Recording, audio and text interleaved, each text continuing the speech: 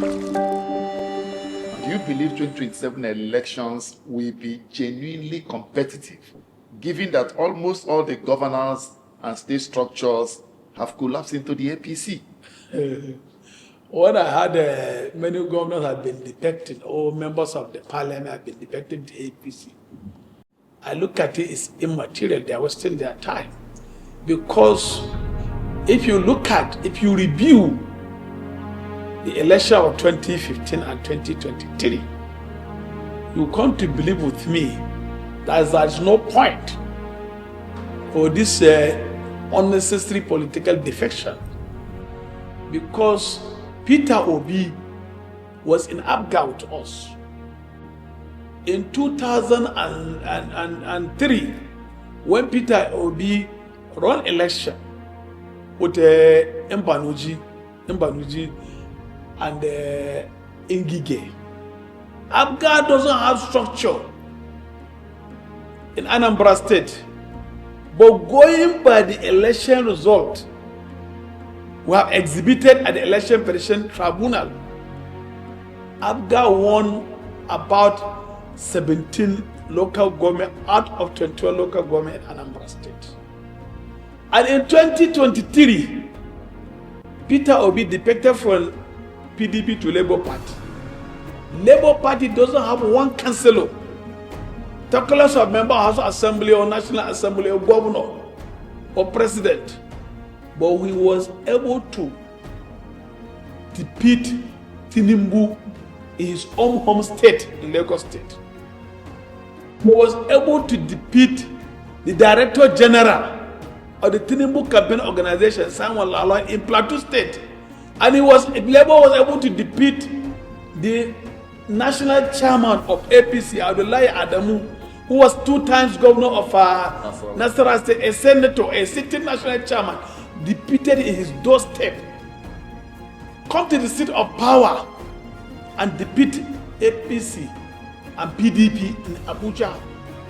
All the southeast, where APC has a governor, David Omahi, has a Almighty Hope Ozidima, have Abia State, where they have Ojun Sokalu, and many others. He defeated all the 5 southeastern states. My guest today is Alhaji Sani Shinkafi. All right, do you believe 2027 elections will be genuinely competitive, given that almost all the governors and state structures have collapsed into the APC? What I heard, many governors have been defected, or members of the APC. I look at it, my own opinion, as a political nomadism. And also at the same time, I look at it as immaterial. They are wasting their time. Because if you review the election of 2015 and 2023, you come to believe with me that there is no point for this unnecessary political defection. Because Peter Obi was in Abga with us. In 2003, when Peter Obi ran election with Mbanuji and Ngige, Abga doesn't have structure in Anambra State. But going by the election result, we have exhibited at the Election Petition Tribunal, Abga won about 17 local government out of 21 local government in Anambra State. On the genuine election result, we have exhibited before the Election Petition Tribunal. He doesn't have any structure. We don't have structure. And in 2023, Peter Obi defected from PDP to Labour Party.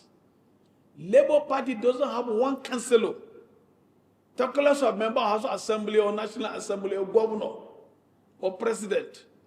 But he was able to defeat Tinubu in his own home state, in Lagos State. He was able to defeat the Director General of the Tinubu campaign organization, Simon Lalong, in Plateau State. And Labour was able to defeat the national chairman of APC, Iroele Adamu, who was 2 times governor of Nasarawa State, a senator, a sitting national chairman, defeated in his doorstep. Come to the seat of power and defeat APC and PDP in Abuja. All the southeast, where APC has a governor, David Omahi, has a Almighty Hope Ozidima, have Abia State, where they have Ojus Okalu, and many others. He defeated all the 5 southeastern states, and he came to the south, defeated Delta, a vice president to Atiku Abubakar, Okowa. Labour won. Almighty Ados Oshomole was defeated in Edo State, a former national chairman of a party, a state senator. You understand? So the experiment is there. Mr. President and the APC, nobody should deceive them. They should go back to the drawing board, take the result of 2015 election, where Buhari defeated an incumbent governor, incumbent president, with all governors, more than 26 governors, on the fall of PDP. All the senators, most of the senators are in PDP. Buhari, hands down, defeated Jonathan. Atiku, who has been running for president about 4 times. Now, if you run for president now, 5 times. You understand? Shared states with Peter Obi, 12 states. Peter Obi has 12 states, Tinubu has 12 states, and Atiku has 12 states. If not because of Northwest, where I come from, Tinubu could have not become even a candidate of APC. He could have not even become a president. Because during the presidential primaries, El-Rufai, Ganduje, Badaru, Matawale, and this guy from El-Rufai, many of them, and what do you call him? Bagudu. Bagudu was the chairman of the National Convention Planning Committee. It was Northwest who gave Tinubu majority lawful vote to be declared as a candidate of APC. All the delegates of the Northeast voted for Ahmed Lawal. Most of the delegates from North Central voted for Yahya Bello. Most of the delegates from the Southeast voted for David Omahi and Rochas. And the South, they voted for Rotimi Amechi, the past president, Osibanjo, and the Tinubu. So the most of the votes, these governors from the Northwest, we will have only one aspirant, Sani Shinkafi. He got only 2 votes from Northwest. You understand? So in the main election, the general election, presidential election, also Northwest gave Tinubu more than 2.8 million votes. In the Northwest, with all El-Rufai, I took one and defeated El-Rufai there. PDP won Katsina State. PDP won Sokoto State. PDP won Kebbi State. You understand? And NMPP won Kano State. So what I'm devising, Mr. President, as a political observer, as a member of APC, he should be very careful with this issue of defection. Mr. President should come back and took his campaign promises and organize a think tank who will advise him how to reach out to the grassroots. Because the election which will take place in 2027, it is political parties versus masses of Nigeria. So the downtrodden masses will decide. And with this issue of a real-time transmission, if it has come to if the National Assembly have passed the bill, it will be very difficult for any political party to rig election. So you support it? I support it 100% because I'm an advocate for change. And also I want a transparent election, transparent and credible election to be conducted in Nigeria. When you have voted leaders through genuine ballot box, then they will now also must sure that they represent the will of the people. But when you don't have people who come, when you have leaders who come through the back door, don't expect good governance. So this real-time transmission of result, every respected Nigerian, every responsible Nigerian who is wishing the country well will want this real-time transmission of election result. You know, in the last election, 2023, Supreme Court have made it clear, and even in the Court of Appeal, that ARE is unknown to the law. Even that BIBAS is unknown to the law. Because for you to prove the accreditation of voters using that BIBAS, it has to go along with the manual register. If you want to prove it beyond the reasonable doubt before the court of law, you have to prove it along with the manual register. So that manual register, is a manual, they can easily manipulate it. But that real-time transmission, in a literal meaning of that real-time, it means instant transmission or immediate transmission of data collected. So if it has been incorporated into the amended Electoral Act 2022, you understand? If it has been incorporated into the amended Electoral Act 2026, most of these senators and these governors and members of the House of Reps, and even in the House of Assembly, most of them will not come back. Because some of them come through the back door. But that real-time transmission, which House of Reps passed into law, if the Senate adopted it, most of them who are making an unnecessary debate or unnecessary argument will not come back to their seat in the National Assembly. Because 97, Mahmoud Yakubu say there is 97% internet coverage in Nigeria.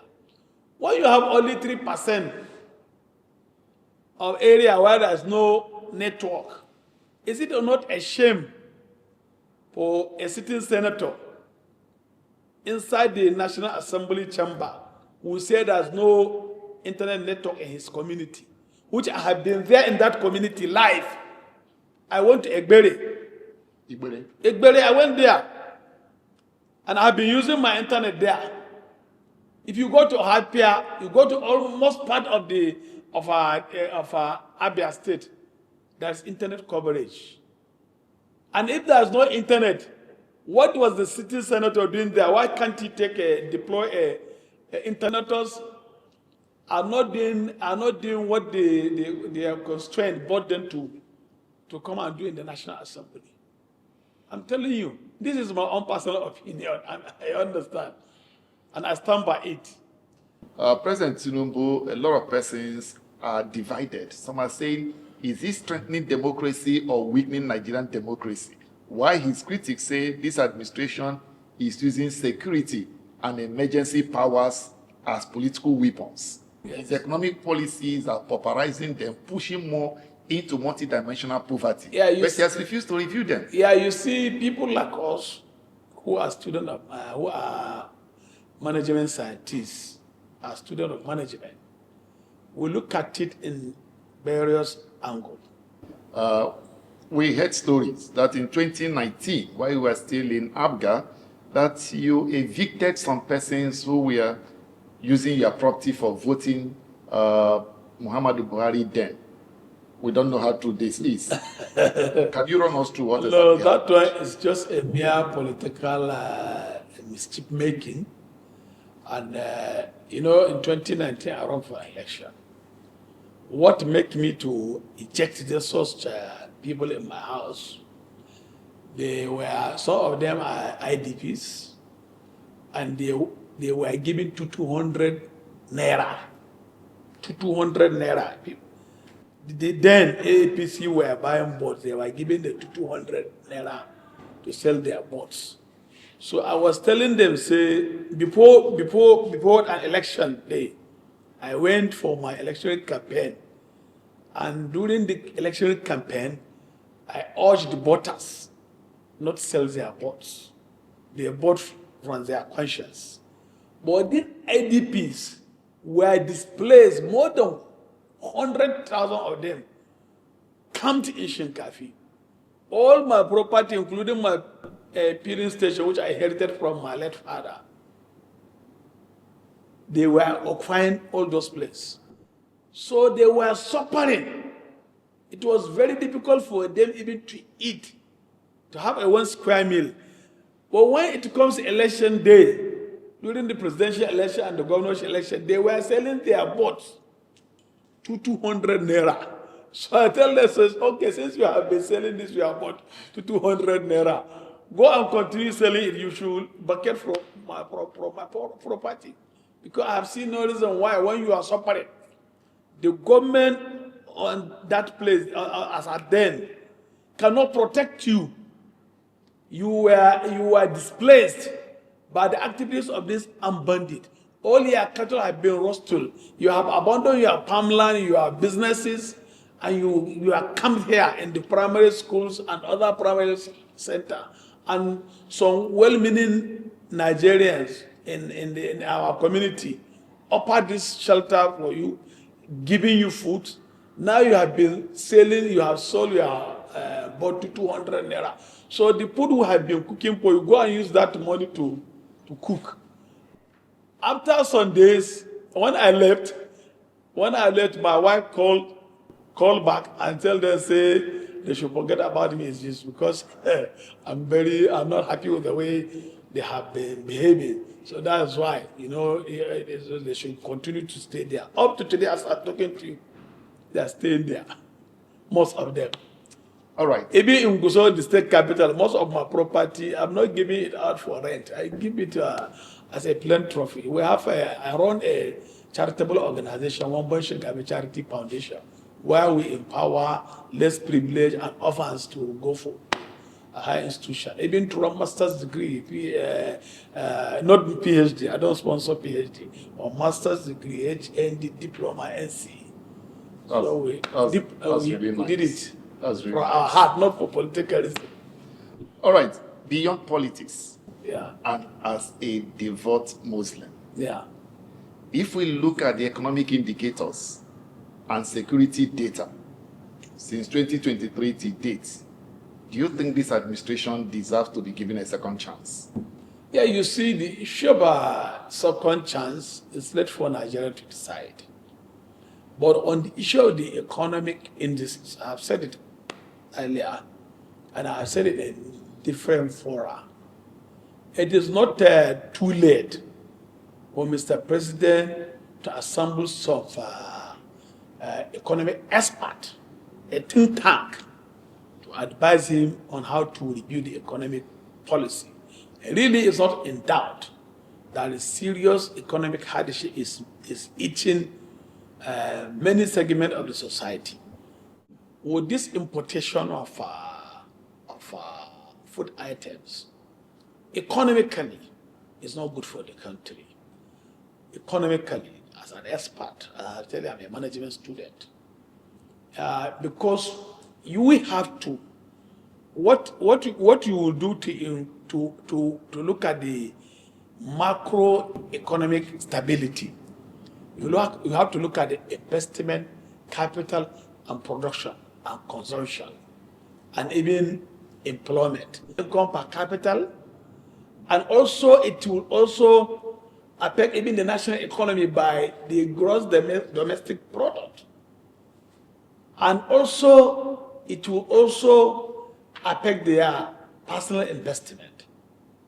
So when you look at it, over dependence on importation, it is going to be a serious, it can bring a serious economic downfall in a country.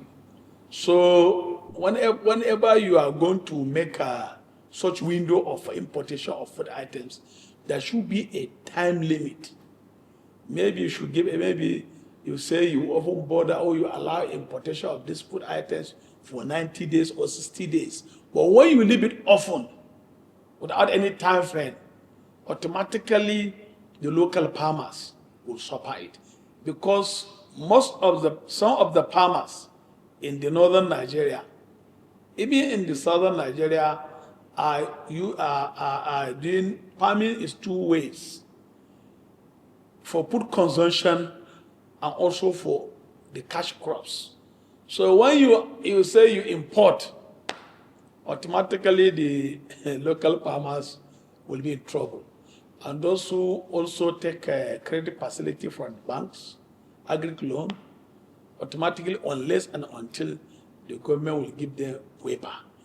But you know that this issue of insecurity also have contributed to food insecurity. Most of these farmlands are not cultivated because the bandits will not allow this peasant farmer to cultivate their farmland unless and until you pay some taxes or levies. So this thing is true that people actually pay taxes in. Yes, to now these bandits? it's not in doubt. You understand? We have government within government.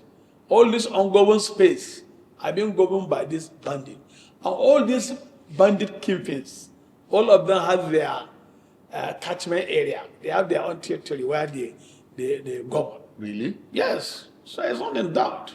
You understand? So that's why we have been saying there should be a serious military actions against this armed bandit. Issue of reconciling or making peace dialogue with the bandit, it is immaterial. So you don't support? I don't support it because I have been in a committee for finding lasting solution to armed banditry, and we have engaged in peace dialogue with bandit. And at the end of the day, they have breached the agreement. So they are not sincere, they are not honest, they are not reliable. All right, about a month ago, that's in January, the APC Zamfara accused one of your associates, Yes. Babangida Shinkafi, of forging membership cards using the name of a known bandit leader, Bello Toji. Did this happen? And what is your direct response to that allegation?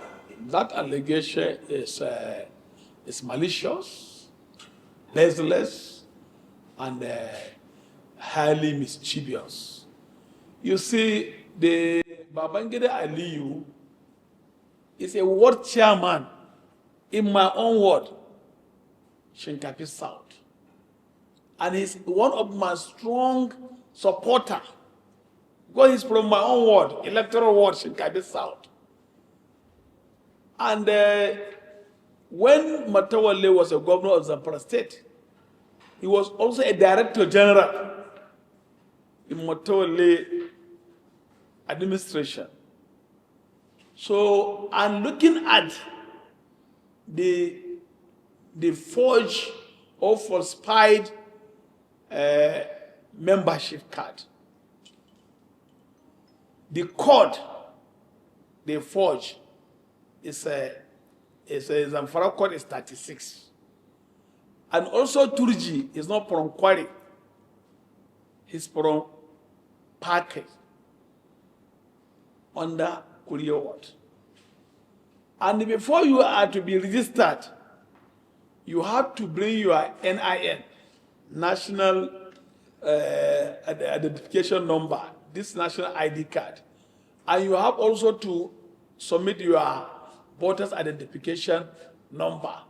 So how on the earth can Babangida or can Turji even get registered? Babangida has been excluded as a world chairman from the whole exercise.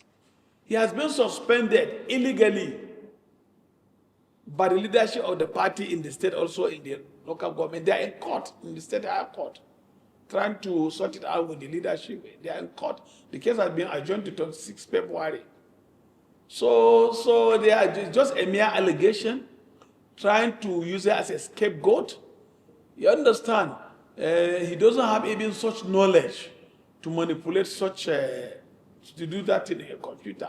When they are even talking about all these things, Babangida is in Sokoto doing his business. So he wanted his cell phone. After all the forensic audit of his phone, they have not found him wanting, and they have granted him bail and they cleared him. So you assume it's a political smear, not a security issue? It's just they want to use it against me because he was a ward chairman from my ward, and he was one of my strong supporters of BOMBSHELL Democratic Front. So it's just a mere political propaganda trying to get undue publicity. But they know what they are doing. They know that even looking at the figures of the top 20 states who have top 20 states which APC published, you cannot find Zamfara's name on it. There was no turnout on the APC membership registration in Zamfara State because of the division, because of disunity. As I'm talking to you, there was an attempt to assassinate me, just for mere political motives. Serious? Yes. So I went to the mosque to observe Friday prayer in Zamfara State, December 2024. 2024, I was attacked by a group of political talks sponsored. They were carrying all kinds of weapons. And I reported this matter to the Commissioner of Police in Zamfara and the Department of State Security Service. Up to today, I have not taken action. It was just last week. The Office of Inspector General of Police referred back the case to the State Command to make a comment, and they have started making arrests for more than 1 year, 2 months. And in August last year, I was coming back from mosque again. A vehicle, Prado Jeep, with well-armed men with their guns, covered their plate number, dress book, all black, put marks, blocked me on the road. And we narrowly escaped and addressed press on what is going on this situation. So this is situation. A lot of people have been illegally arrested under the directives of this Minister of State. They were illegally arrested, detained, taken to court. Are you sure about the allegation? I'm sure of that. I'm sure of that. There are evidences. I have evidences to prove, because these people were still alive.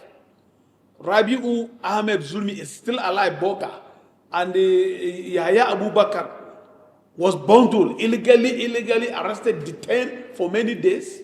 This Rabi'u Boga was arrested, intimidated, taken to prison, and this court have not found him wanting and discharged him. He was taken to prison for 23 days, and he's a strong APC member from Zulmi local government. How do you expect this person to go and fight for APC during the election period? Why do you think you are a threat to the Minister of State Defense? He's in good position to say it. He knows my capacity. He knows my capability. He knows who I am politically. You know yourself. You know who I am politically. So I have been in this game for many decades. And I have supporters across the 14 local government, across 147 wards. I'm an advocate of going against him to run for governorship in 2027. Does he intend to run for? He wants to run for an election, and I have seen no reason why he wants to run. He just wants to be an anointed candidate of APC without going through normal democratic process. And even if he wants to run, he has the constitutional right to run.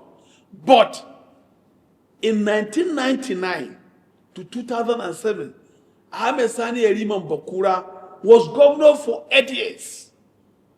From 2011 to 2019, Abdulaziz Yari was a governor for 8 years. Bello Matola is a governor for 4 years, and also former governor of Sokoto State, Sokoto State, and former Minister of Works, State for Works, Malaya Abdul Karim, was a governor. They are all from the same senatorial district, the same one local government. All the Mafara local government. Abdulaziz Yari is from Mafara, all the Mafara. Malaya Abdul Karim is from all the Mafara. Matola is from all the Mafara. Yerima is from all Mafara.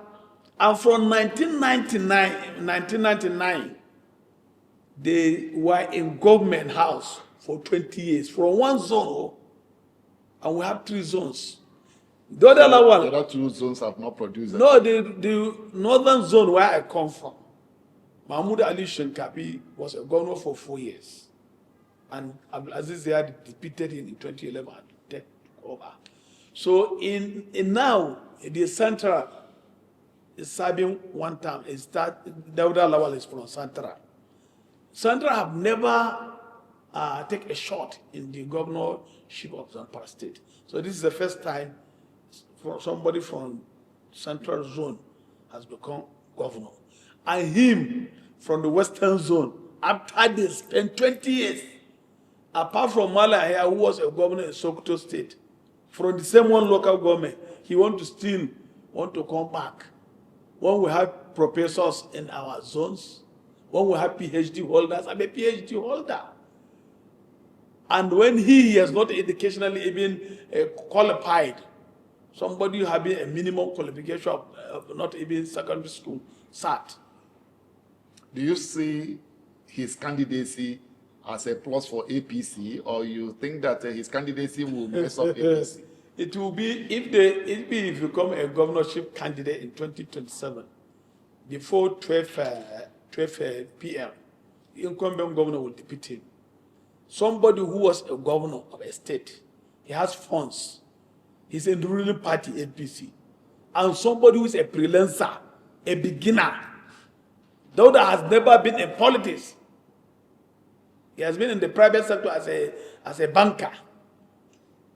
He was in APC, defected to PDP. Less than 6 months or 3 months before election, he defected to PDP.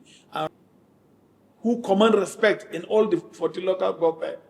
And he came from nowhere and defeated us. Hands down. Whoppily, he defeated him. And now you want to go back and run. And run for what? When you are a governor, sitting governor, with all the machineries of government at your disposal, with all Almighty Abdulaziz, everybody know the political, how Abdulaziz command respect in the northern Nigeria politically.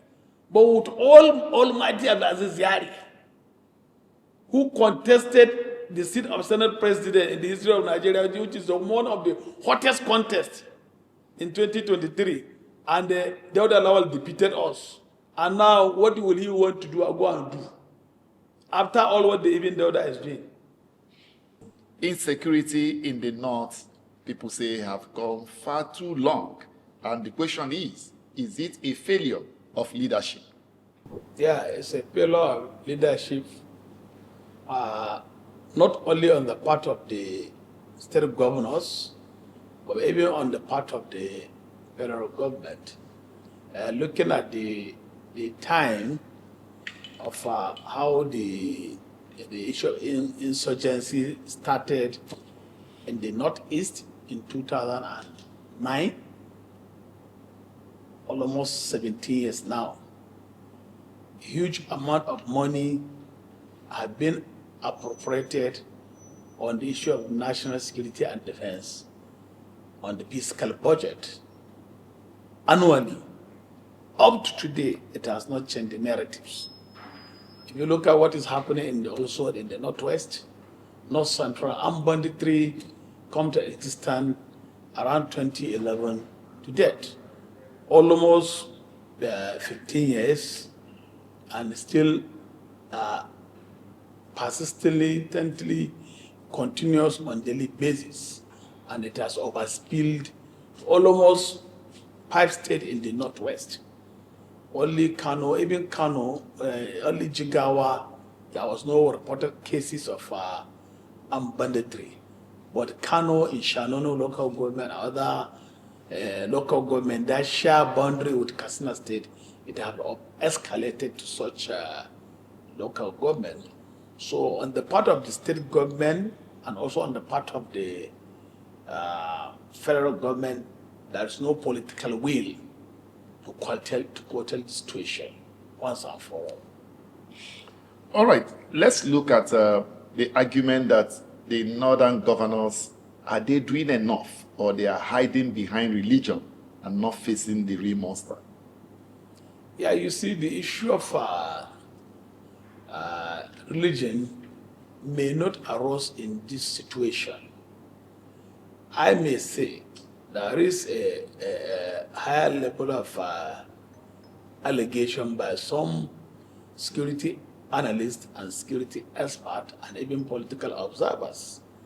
Most of this issue of insecurity, some politicians, unpatriotic politicians, are using it for political gain, especially if it is pre-election year.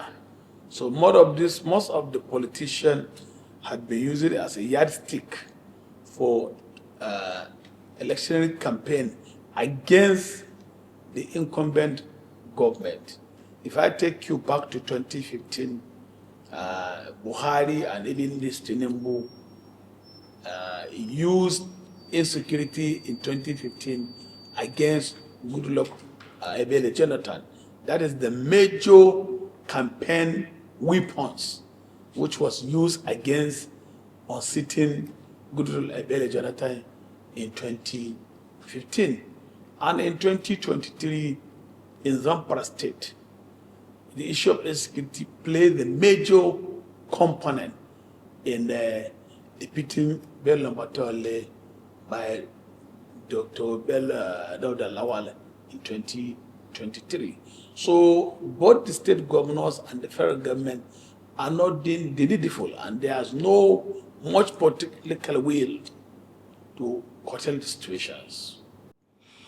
All right, there are accusations that northern elites, including people like you, are partly responsible for where the region is today, both economically and otherwise.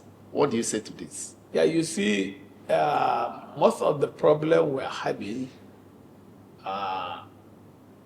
with these governors since the advent of democracy in 1999, there is no commitment by the northern elite to develop the region. We have abundant arable land which you can use for agriculture, and it was left uncultivated. We have abundant solid minerals which we can also develop to create wealth, to create employment, and also to fight poverty. But it was left underdeveloped, unutilized. And if you use the renewable energy, we have abundant sunlight we can use to even also develop the sector by using it for electricity supply and also to use it in the smaller and medium industries. But because of bad governance, corruption, and the region still remain underdeveloped. And all this issue of insecurity, poverty, out of school children, because of bad governance, there is no commitment. Most of these governors they are not patriotic, and they are not having the people they are leading at heart, and they lead without fear of God. All this money being appropriated from the federation account, most of the governors are not using the funds to develop their states, but most of these governors are diverting the money, supporting the money for personal enrichment.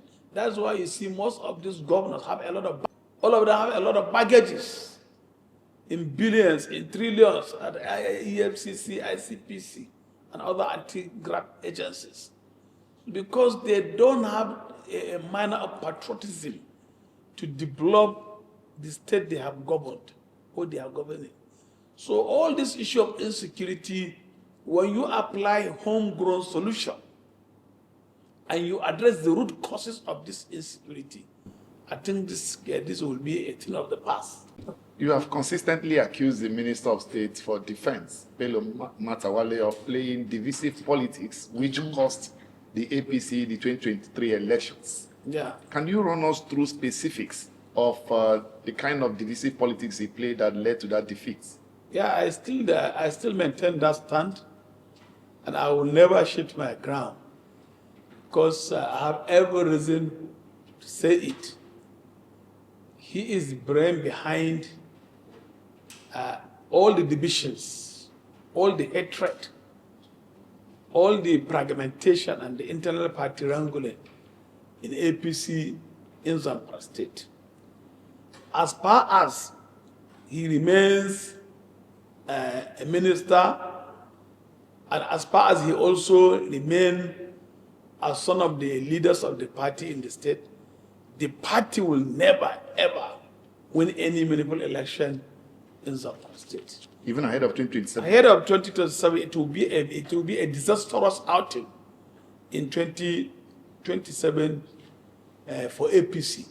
The votes Tinubu got in 2023, he will never get it in 2027 in Zamfara State, because of the high level of division, hatred, harassment, intimidation of the APC members by the Minister of State for Defense. He is the one who has been hatching all acts of hatred, all acts of disunity in APC. As I'm talking to you, I have been a national secretary of ABGA for 2 consecutive terms, and I have been governorship candidate 4 times in 4 seasons elections. In the President politics and also in Nigeria, you cannot sweep my name under the carpet. But as I'm talking to you, I defected to APC in 2021. I defected to APC a day before Matawalle joined APC. But now the APC have invented e-membership registration. So as a member of APC, I wanted to revalidate my membership. And the puppet he recruited, in my own word, said, they say I should be excluded from being registered as a member of APC. I personally wrote a letter of complaint for my exclusion from the e-registration. The national chairman of the party have not acted promptly up to today. He invited me to his office. We started discussing with him, and he said he has a call from Mr. President, that he has a meeting with Mr. President, is going to Villa. I should come next day. I went next day, and he was not in the office. So if the chairman cannot address the issue of party crisis in Zamfara State, I have not seen any bright future or future election in Zamfara State. The party national leadership or the National Working Committee or APC made an editorial on the time and schedule of activities for national convention, state congresses, world congresses, and also local government congresses, and advertise the sales of forms for delegates, world delegates, and national delegates for national convention. When I contacted the director of the organization that I want to buy forms for some of my supporters across the 14 local government and across the 147 wards who want to aspire for some elective positions in the party, they say the form has been handed over to minister. And every state where they have governors, that is, APC has 30 governors, the form has been handed over to the governors. So why is internal democracy? So it means that there is no competition. The party is not trying to adhere to the democratic norms and values. So looking at these forms have been advertised, bank accounts have been published in the national newspaper, that any intended aspirant who want to aspire for these positions, as it was advertised on the national dailies, should come to the national headquarters, director of organization, and buy this form. And when we make call that we want to go and buy this form and make payment, the officer in the director of organization reliably told me that this form have been handed over to governors. And some have been, where there is no APC governors, have been handed over to the minister in that state. So as dated, and up to today, I have not denounced my membership, neither resigned from APC. I still maintain, in principle, I'm a member of APC. So the Minister of State have hijacked the party structure. He have hijacked everything, and there's absence of internal party democracy in Zamfara State. And with what is happening, if the chairman, if the national chairman have not been careful with these money bags and governors and godfatherism in APC, the party will explode after this Congress or after party primaries. And it will be disastrous to the party in 2027 general election.